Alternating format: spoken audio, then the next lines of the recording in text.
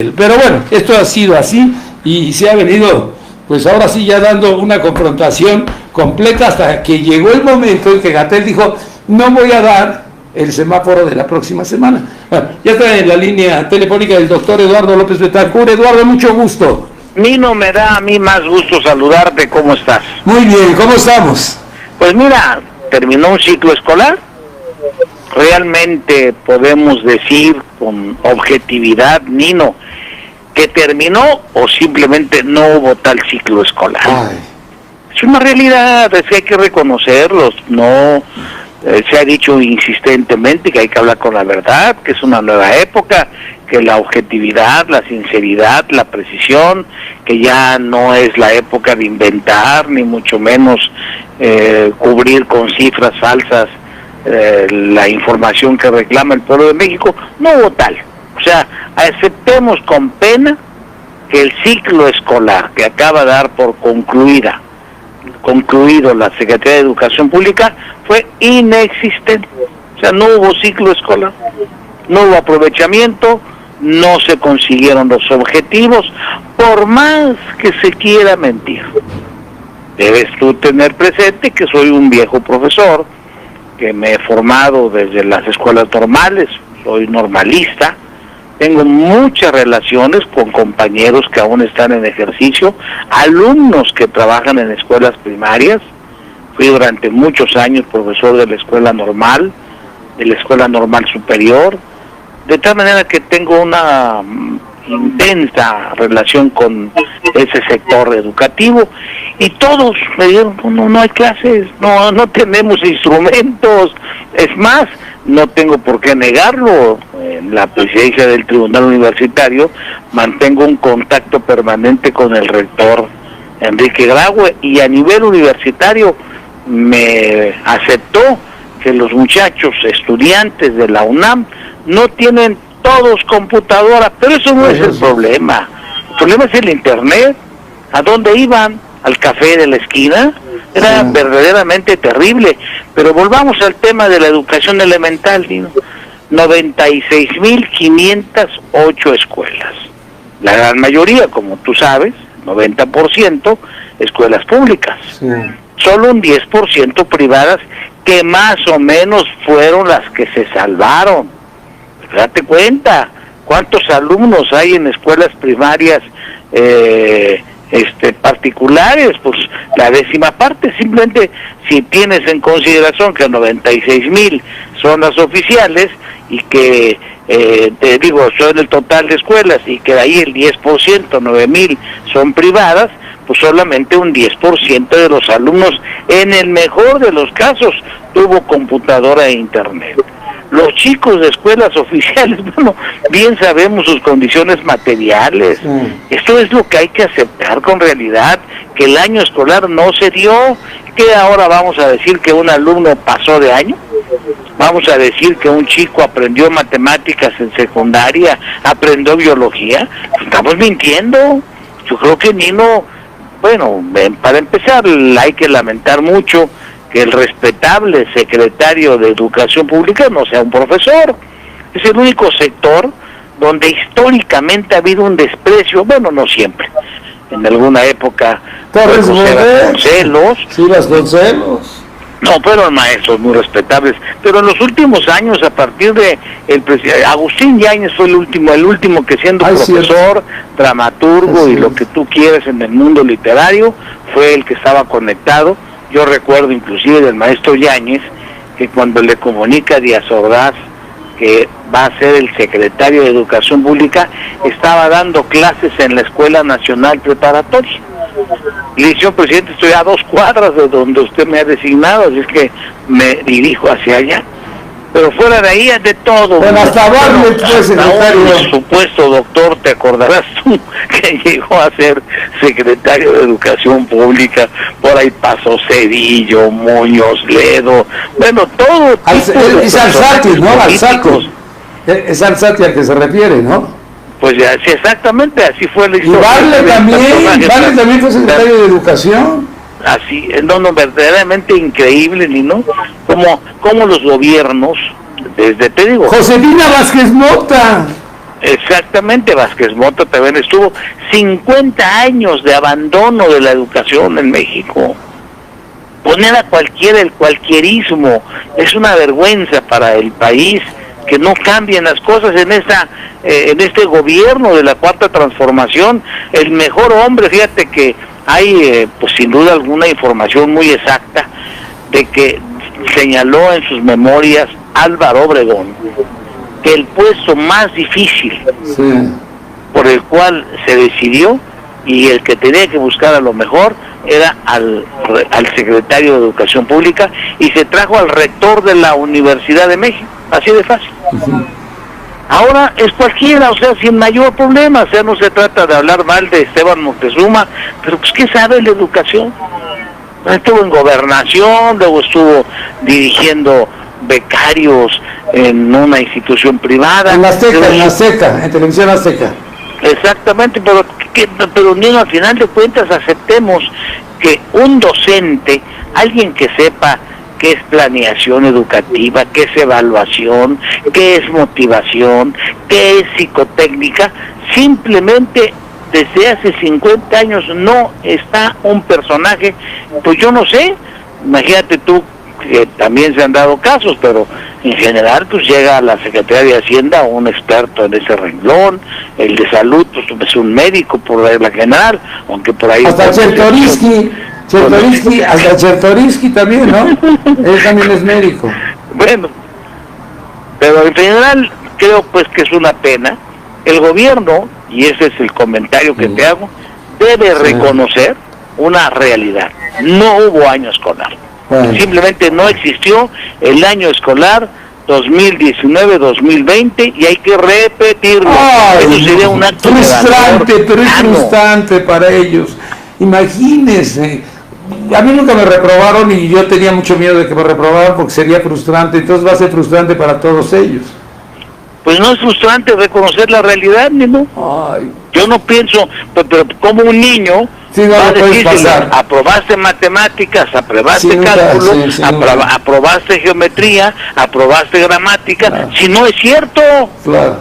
Y si hay que ser realista. Yo prefiero, y creo que en ese sentido quienes somos maestros lo entendemos. Bueno, si no se logró el objetivo, hay que intentarlo nuevamente, y no es frustrante, Nino, pero sobre todo porque es frustrante no reconocer la realidad, pero que te entreguen a ti o a cualquiera una certificación de conocimientos que no se tienen, Nino. Bueno, pues justo, o sea, es un problema de ética, es un problema moral, es un problema de realidad. Bueno, es que el chico ¿cómo va a aprobar? ¿Cómo va a poder seguir en el siguiente ciclo escolar si no hubo el antecedente? Por ejemplo, para poder entrar a analítica tiene que conocer cálculo previamente, o sea, no tiene los conocimientos ni Estoy de acuerdo. O sea, pregunto, ¿qué puede hacer? Bueno, el 10%. Vamos a empezar, Nino, que es lo peor, ya en agosto empezamos otros porque eso sí, la clase, 200 días de clase, pero ¿cuáles clases? Si los muchachos no fueron al salón, hay que hacerlo de manera distinta, con sentido muy responsable, Nino, pues que hay que entender que nuestro único sistema real es en el que el alumno asiste a clases, y si no asiste es porque no hay, y no puede superarse ese problema porque no tienen computadoras, porque no tienen internet en sus casas. Es el problema, Nino. A ver, pregunto, 90% no tienen, y el 10% que están en colegios particulares, ¿esos sí van a pasar? Lamentablemente es una situación también muy grave, porque te haces un planteamiento muy justo, pero pues tal vez tendríamos que vamos a evaluar y ver con pena que sí, tal vez la respuesta... O sea, el que tiene dinero pasa, y el que está fregado, se muere de hambre, ese se reprueba y va a terminar saliendo a trabajar para mantener a la familia, porque ya no van a tener dinero para estarle pagando y comprando libros. Pero es que lamentablemente es una amarga realidad. O sea, el gobierno, ¿qué debió haber hecho? Perdóname con toda objetividad, comprarles computadoras, era más que andar tirando el dinero en jóvenes que no trabajan o que trabajan, o andar dándole dinero por adelantado a los mayores, que evidentemente bien sabemos tú y yo que les mandan un dinero por delante a los mayores. A mí no me mandaron. Bueno. A Carlos Slim tampoco. A usted tampoco. Pero fíjate que hubo otros casos de gente con dinero, escúchalo bien, con dinero, que sí les llegó un cheque, porque al final de cuentas solo contaba la edad. Claro, algunos estamos exentos, estamos marginados, pero es una situación que debería, sí señor presidente, de acuerdo, hay que apoyar a los ancianos, pero acuérdate de un dicho chino muy claro: no les des de comer, enséñalos a pescar, enseñen. Bueno, hay que enseñar a los niños, eso es indispensable en un país que ha abandonado la educación. Es preferible enseñarles, cambiar nuestros objetivos a lo mejor, porque en ese renglón de los temas que se analizan en clases, ¿no? Muchos son aspectos repetitivos. Sí. Pues hay que condensarlos, hay que entrar al tema, hay que darles otros instrumentos. Por ejemplo, no esperar que vayan todos los alumnos lunes, martes, miércoles y viernes, no 2 veces a la semana, 1 vez a la semana, y seguir un sistema lancasteriano que resulta oportuno en esta época tan complicada en la que la salud tiene mayor relevancia. Yo acepto lo que usted dijo en cuanto al secretario de Educación, de lo que mencionó Álvaro Obregón, del cargo más difícil. Pero hay varias cosas. Aquí, el secretario de Hacienda, ¿cómo se decidía antes? Hay que presentar a fulano de tal a ver si tenemos buenas señales en Nueva York. Y presentaban a fulanito de tal a ver cómo andaban sus buenas señales en Nueva York. Si no lo conocían en Nueva York, ese güey nunca sería secretario de Hacienda. Pues en ese sentido, Nino, hay que aceptar que nuestra economía tiene una dependencia, pues digamos... Ahora ya no. De las bolsas neoyorquinas, o sea, también aceptemos que en ese sentido la confianza en ese ámbito económico es fundamental. O sea, nadie va a invertir, ¿no? Cuando hay señales de que tu dinero, ¿por qué tenemos dinero en México? Porque pagamos mejores intereses que en Estados Unidos y en Europa. Sí, los golondrinos. Por eso tenemos dinero, o sea, no es porque entonces, pero aún en ese renglón, y no es por el problema, implica la confianza, decir, bueno, no se va a quedar mi dinero allá. No hay que inventar el hilo negro. Nosotros no tenemos el plan educal de los españoles, que es 5 años, steps cada 5 años, los gringos steps cada 5 años. Nosotros estamos con la memoria desde que yo era chiquito. Apúntale a la memoria y apuéstale a la memoria, y el discernimiento no me importa. Y la otra, todos dicen, es que Noruega, Finlandia, son distintos, son países educados, Dinamarca, pero ellos no tienen el 8.5% en sus secretarías de educación del presupuesto nacional. Y nosotros le damos el 8.5% a la educación porque no nos importa. Estás exactamente en lo correcto. No nos importa la educación, cuando más que yo no quiero de ninguna manera criticar ni el apoyo a los ancianos, no quiero criticar el apoyo a las madres solteras, son programas sociales que deben ser respetados, pero la educación tiene que ocupar un lugar primario, fundamental, el más importante, simplemente el más importante. Si no es así, un país va de veras al abismo, como por desgracia nuestros niños no saben, pues al final de cuentas, tal vez esa sea una finalidad. Hay que también entrar que entre más ignorante un pueblo, pues menos puede tomar decisiones adecuadas en cuanto a la elección de sus gobiernos. Vota por la bandera, y votaban por el PRI. Pero la otra, a ver, esto es muy importante. ¿Qué queremos los padres? ¿Dejar a nuestros hijos bien preparados, o dejarles un cargo público, o dejarles mucho dinero, o dejarles una monarquía, o un ducado, o un cargo bíblico, o qué sé yo? Nada. Todos queremos pues que mi hijo le vaya bien y que aprenda y que se eduque, y que esa sea su vida, su carrera va a ser su vida, que eso no se pierde nunca, eso que aprendió no se va a perder nunca. Fíjate que pero además cuando tú platicas con un padre, sobre todo humilde, sobre todo los padres humildes, yo soy profesor de niveles de escuelas muy modestas, de escuelas que estaban ubicadas en las zonas más pobres de la Ciudad de México, y cuando hablabas con un padre en condiciones dramáticas, o una madre, porque el abandono de los padres era cotidiano, ¿sabes lo único que decían? Yo le quiero dar escuela a mi hijo. Que no sea como yo. Exactamente, eso es una ambición legítima de cada padre, que su hijo aprenda. Yo le quiero dar escuela, yo quiero que mi hijo aprenda, que mi hijo se supere, que mi hijo, y hacer un gran esfuerzo, porque en ese sentido, Nino, no hay apoyo. O sea, al final los padres de familia tienen que andarse cooperando para comprar lo más elemental, ya no digamos papel higiénico en una escuela oficial. Un día pues visitar una escuela oficial es visitar un lugar en ruinas, abandonado, sin la mayor consideración a los niños. Realmente son condiciones patéticas las que tienen desde el punto de vista material, y es algo pues que obligadamente un gobierno primero tiene que empezar, antes de cualquier otra obra social, antes de cualquier otro tema que le interese, debe de ser el educativo, es decir, apuesto a la educación, voy a entregar un mayor presupuesto a la educación, voy a darles a los niños lo elemental. Pero sabe que es justo que escuelas como en Canadá, que en primer lugar la escuela, mira, seguramente tuviste alguna experiencia, pero yo que estuve en zonas rurales y en zonas semiurbanas, las escuelas oficiales eran superiores a las escuelas particulares. En conocimientos. Así es, pero no, en cuanto a calidad de alumnos y calidad de maestros. Sí, al llegar a la universidad ahí se notaba la diferencia.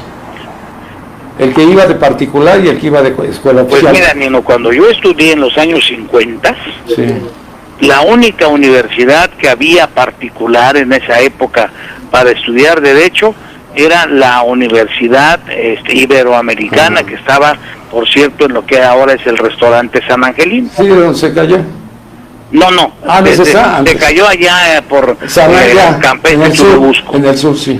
Bueno, te voy a decir que en la universidad,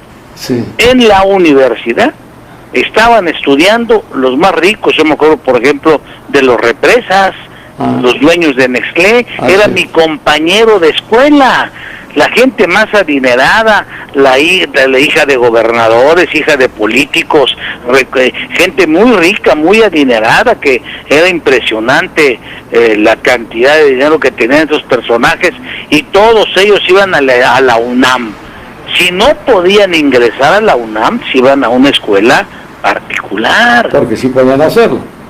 Pero después ya se volvió que evidentemente los que estudiaron en la UNAM, ya no mandaron a sus hijos a la UNAM, ya los mandaron a la Ibero, a la Náhuac, a las escuelas pues de ricos, ¿no? Oiga, yo le platico una diferencia que siempre vi desde niño. En mi escuela yo estudié con jesuitas, había bebederos. En las escuelas oficiales no había bebederos. Así es. Es una cosa tan simple. ¿Por qué ellos tenían que pagar por un refresco y nosotros teníamos bebederos? Así es. Pero ya te tocó una época posterior, o sea, ya. Claro. Te garantizo a ti que en varios lugares las escuelas oficiales, ahí me tocaron todavía verlas, eran ejemplo de limpieza, de cuidado, sobre todo, ¿sabes de qué? De la calidad de profesores. La escuela oficial tenía maestros egresados de la escuela normal, preparados, y la escuela particular tenía a quien se podía dar clases, o proveniente de escuela normal privada, en fin, no había comparación. No había esa vocación. No había esa vocación. Muchos años de ver a la escuela particular, la escuela oficial tuvo superioridad frente a la escuela particular. En la Ciudad de México, la secundaria anexa a la normal superior era la secundaria superior a cualquier otra institución, y durante años fue ese factor. La famosa escuela Brasil anexa a la escuela normal nacional de maestros también. O sea, realmente es una pena. Al final tenemos que considerar, Nino, que es una pena el abandono, no de ahora, sería una infamia decir que ahora, de siempre, de hace 50 años a la fecha, un abandono de la educación y una situación en la que estamos auténticamente mintiendo. Nuestros chicos no están capacitados ni están preparados, han terminado un ciclo escolar, y al decirles que han aprendido, pues estamos entrando al mundo de la mentira. Muy bien, doctor, mucho gusto, muchas gracias, y como siempre aprendiéndole mucho. Muchas gracias a ti, Nino, que la pases muy bien. Hasta luego, que esté bien, doctor Eduardo López Betancourt. Pues sí tiene razón, ¿no?